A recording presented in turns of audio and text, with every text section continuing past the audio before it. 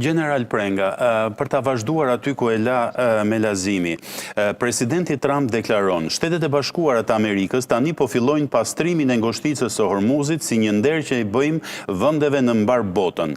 Pra, një, ngushtica e Hormuzit dhe e dyta, presidenti Trump deklaron, një Iran pa armë bërthamore. Kjo përbën 99% të marrëveshjes. Por, siç e tha dhe zoti Koci, siç e tha dhe profesor Frashri, këto dy elemente duhet të negociohen dhe duhet të negociohen në një mënyrë win-win për të dyja palët. Unë shikoj që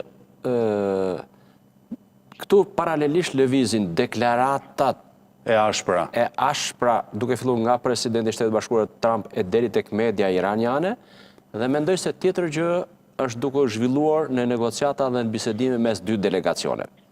Por kjo është detyra e tyre të bëj presion në maksimum që t'ju shërbej palëve që janë në bisedime për të mund të marrë atë çfarë ata kërkojnë.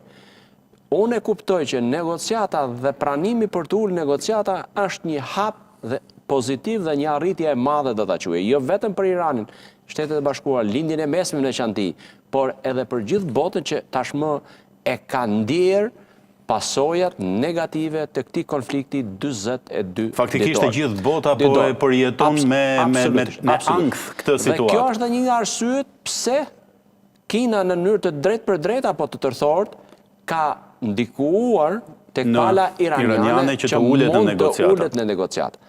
Negociata nga do që ta sillim, sido që ta shohim, sa do të ashpër që t'jenë në momentin e takimit të parë të takimit, apo dhe gjatë vazhdimit me mosmarrëveshjet që do të lindin, presupozohet që të bisedohet, që të parafrohen qëndrimet dhe palët të marrin maksimumin e mundshëm, jo maksimumin që dëshirojnë, maksimumin e mundshëm.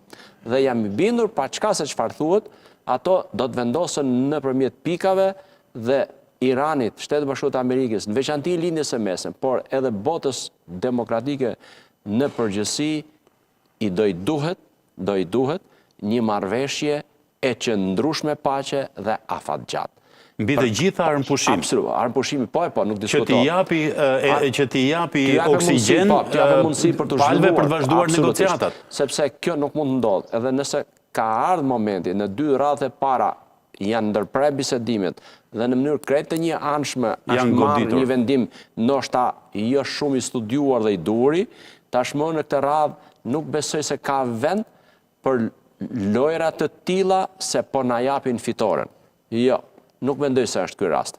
Prandaj duhet ta mendojnë mirë palët që janë në bisedime dhe unë mendoj se të dy palët, duke filluar nga kryetarët e delegacioneve që kanë përzgjedhur dhe nga ekspertët që janë bashkë me ta dhe nga pikat, kam i bindur që do të shkojnë dal nga dal drejt një përafrimi duke e pasur rrugën e vetme të mundur edhe për ata për të dalë nga kjo lloj lufte, konflikti, pavarësisht se si u realizua si hyn, për të dalë të dy palët e për ta shitur si fitore të tyre, të dy palët dhe mbi të gjitha për të liruar botën nga një krizë ekonomike apo një përkeqësim i krizës ekonomike.